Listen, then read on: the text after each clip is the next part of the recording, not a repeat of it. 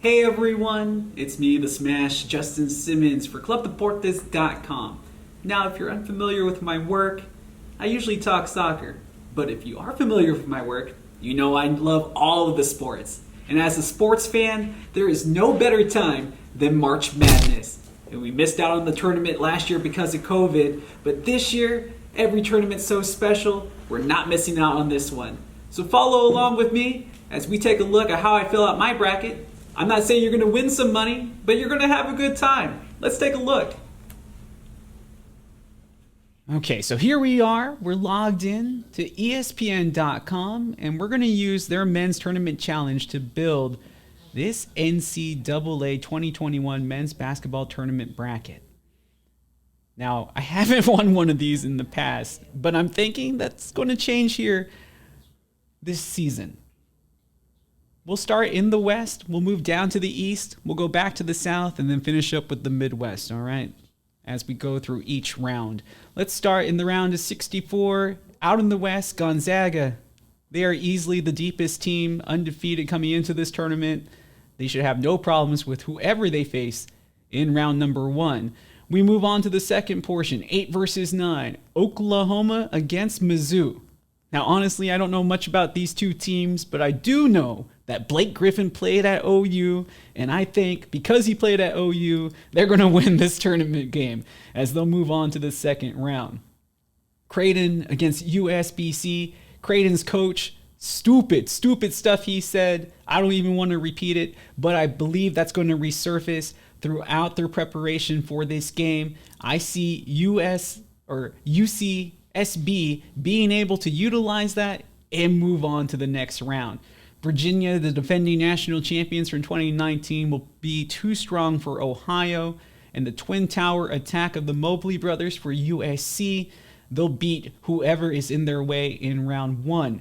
Kansas, I know they didn't get a chance to play in the Big 12 tournament due to COVID. I don't think they'll be that rusty. They should easily waltz past Eastern Washington. And then Oregon going against VCU. Man, I like VCU a lot, but the Pac-12 was much better than most people thought it was going to be this year, and Oregon will get through. Iowa against Grand Canyon. Luka Garza, he can easily be the best player in the country, definitely one of the top scorers. He'll lead the Hawkeyes to the next round. Let's go down to the East. Juwan Howard, part of the Fab Five. He has Michigan playing fabulously as the head coach. They'll get past whoever they face in round 1. Being a Texas guy, I'm hoping that Texas Southern is able to make the dance. But those games being played on this Thursday as we're recording this, so we're hoping that they are able to get through. LSU against St. Bonaventure. 8 versus 9s are always so difficult. I love the way the Bonnies play, but the SEC's been really good this year. But I'm going to go Bonnies. I think they pulled the upset. 9 beats the 8. Talking about upsets, you have Colorado going against Georgetown. Now, Georgetown on this miraculous run, Patrick Ewing getting the win with his new look squad in the Big East tournament. And when you're hot, you're hot. And that carries over into tournament time. Hoyas will move on. Florida State going against UNC Greensboro. Florida State was one of the best teams going into the NCAA tournament season last year before everything got shut down because of COVID. They haven't really left off from much of what they have been able to produce that year coming into this year. And the Seminoles will go to the second round. All right, so hear me out here. There's a lot of possibilities. Again, we're picking these right before those play-in games take place. I think Michigan State beats UCLA. The one thing I have learned time after time, tournament after tournament, is that you do not doubt a Tom Izzo-led squad. And I've learned my lesson the hard way in the past. So for one, I think Michigan State will beat UCLA and then pull the upset against BYU, baby.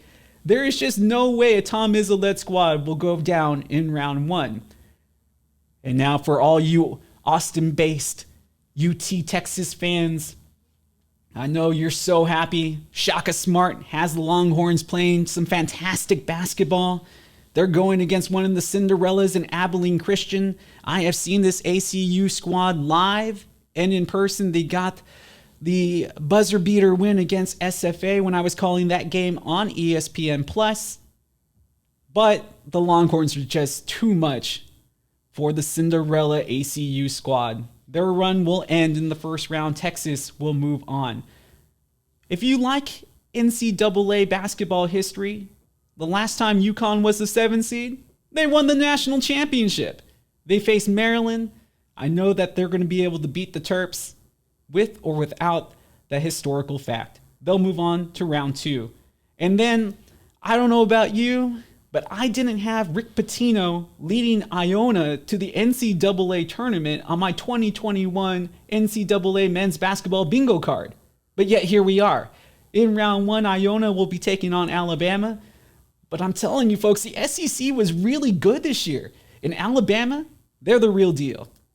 They're going to make Rick Pitino's stay in Indiana very short, as they will beat Iona in round 1. Let's go back up top and take a look at the South. Baylor easily could have been the number 1 team throughout most of the year had not Gonzaga been so dominant. Baylor, rightfully the number 1 seed in the South region, they'll easily beat Hartford. This is an interesting matchup. 8, North Carolina, 9, Wisconsin.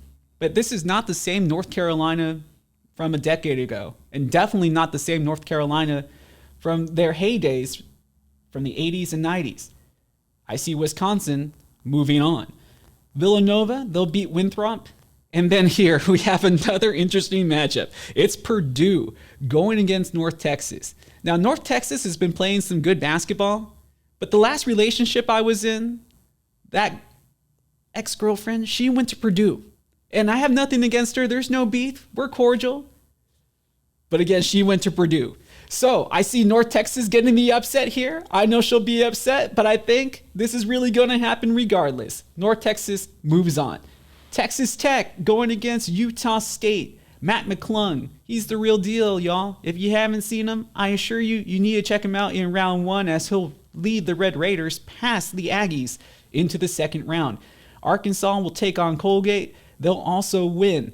Florida, they're playing for their brother. He was out with a heart injury, and he's been on the sidelines. And when you have a motivating factor like that, that only can mean one thing during tournament time. That leads to big runs, and they'll start off their run by beating Virginia Tech. Ohio State will have no problems with Oral Roberts, as they will move on to the round of 32. We move down to the Midwest. Illinois, one of the best composed teams in this tournament. They got bigs, they got guards, and they got talent. And they have an easy matchup with Drexel in round 1. I say easy. It's March Madness. There's never such thing as an easy game, it seems. But Illinois, they'll move to the second round. Oh, with Sister Jean traveling with Loyola Chicago, I have no doubt that the 101-year-old team chaplain will help motivate that squad past Georgia Tech. Plus, it doesn't hurt that Georgia Tech is missing their best player. I'm not the most religious of guys, but the good vibes point to Loyola Chicago getting a matchup with their in-state brethren. Tennessee will take on Oregon State. Oregon State, another one of those teams that had a fantastic run as they were able to win the Pac-12 title. They will beat Tennessee. And then Cade Cunningham, no doubt about it, one of the best players in the nation. They'll trounce Liberty in round 1. I don't see Buddy Boeheim being able to get Syracuse past San Diego State.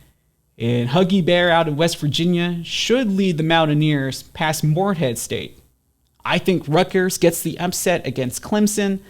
And Houston, Ralph Sampson, give him a lot of credit. He's done a really good job this year. Lost his best player as he transferred out.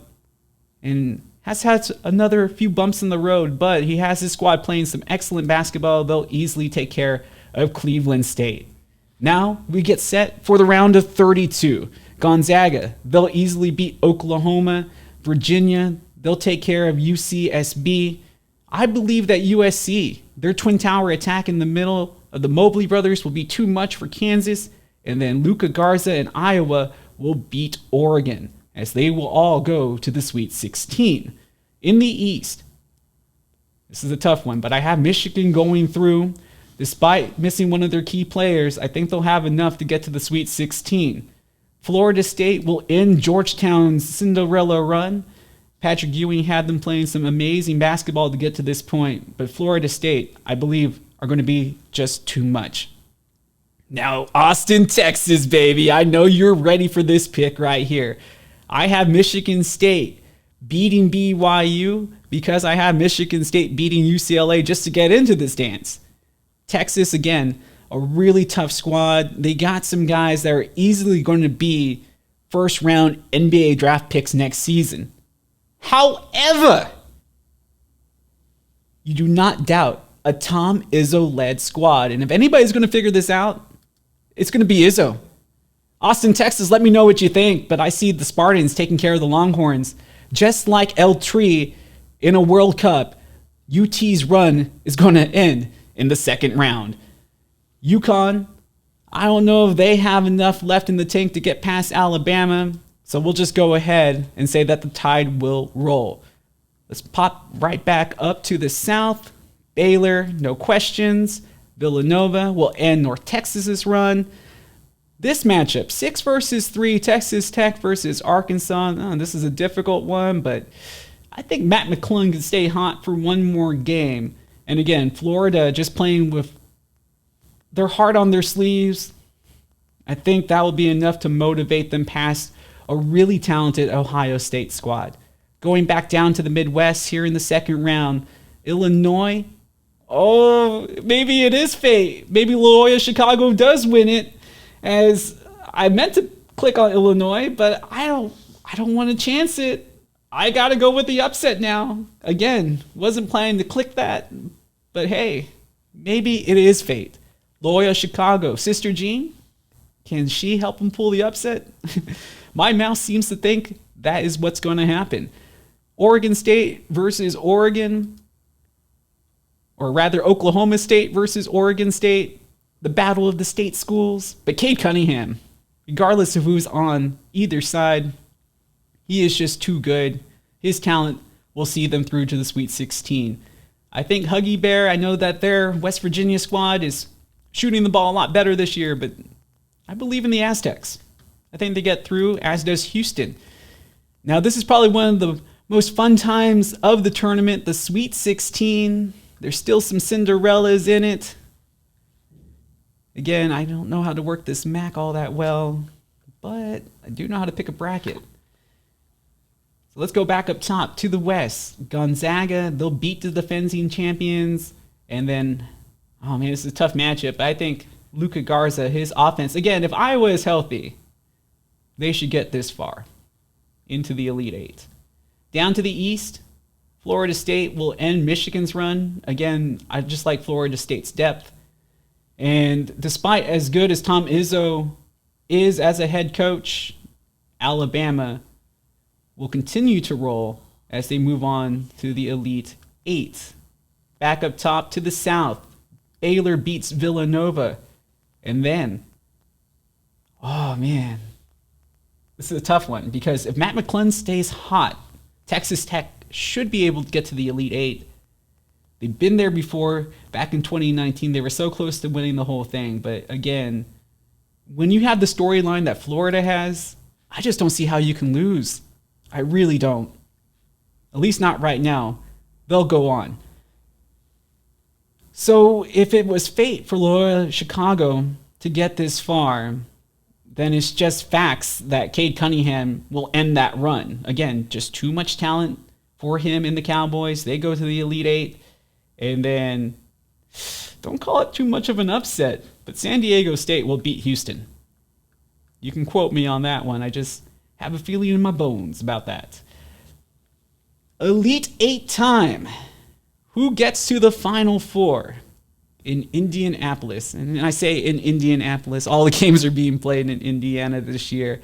But regardless, Gonzaga, their depth going against Iowa and Luka Garza and his scoring touch, but the Zags will be too much. Florida State going against Alabama ACC versus SEC.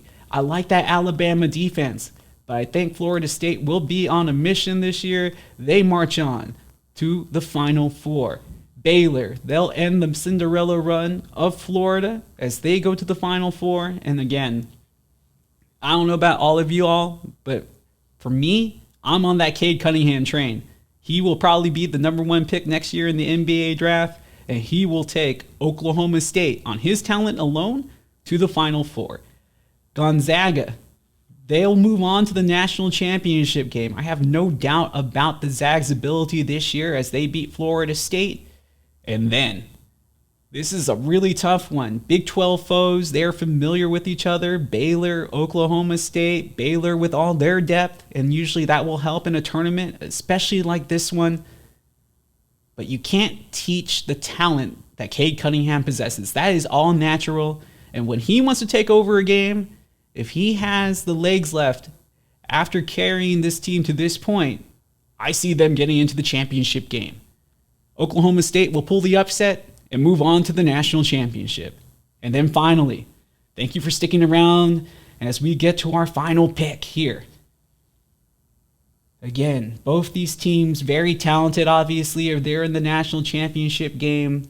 I've been singing the praises of Cade Cunningham. The kid's from Texas. He's from Arlington.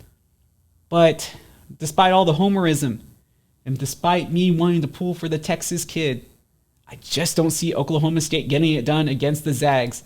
They will make history. They will finally get me a win in this bracket challenge, and they will finally win their first national championship. And since we have to pick a tiebreaker, I'm going to say that the Zags will beat the Cowboys 89-76. That's the way it's going to end. Gonzaga on top, winning their first ever NCAA men's basketball championship. You can agree with me, you can disagree with me. Either way, I want to know what you think. Let me know each and every Tuesday night at 9 p.m. Central Standard Time, 10 p.m. Eastern on ClubDeportes.com. Goodbye for now, and I'll see you on Tuesday night.